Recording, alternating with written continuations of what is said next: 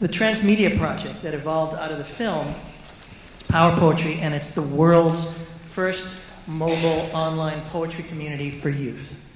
And it came from the kids. So this is directly, we were, as old folks, we're not capable, I don't think, of really seeing the world without the inspiration of these young people. So the film was funded by ITVS in large part, and about halfway through the production process, ITVS realized that they wanted to inspire their filmmakers to create transmedia projects, use new technology. So they put out an RFP, and it fell to me amongst the filmmakers to try to figure out how to do that.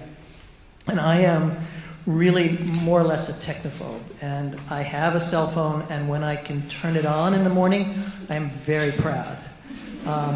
So I really had no clue what to do, and the deadline was approaching, and about 3 days before the deadline, I was in the class with our kids teaching, and we had years ago started our teaching this writing project by giving everyone in the class a beautiful leather-bound journal as a way to honor their writing and give them a place where they could write what they needed to write. And that worked fine for the first 6 or 7 years, and then one day we handed out these journals, and they kind of just disappeared. They never came back to class. And we noticed that kids were instead coming in with their poetry on their cell phones.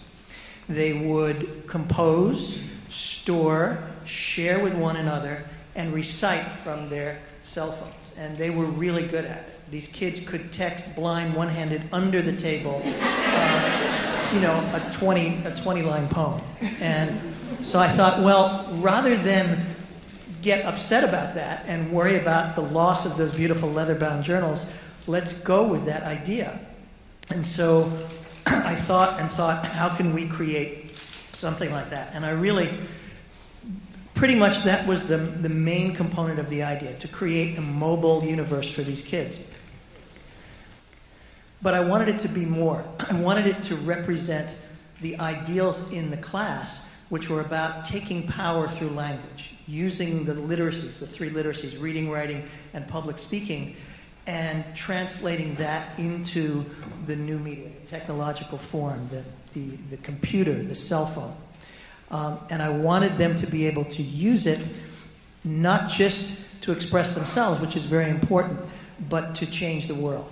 So one of the ideas behind our website, our mobile phone world for these kids, is to connect them with the many thousands of NGOs around the world and get those NGOs excited about the poems they're writing and hook them up and create this interrelationship.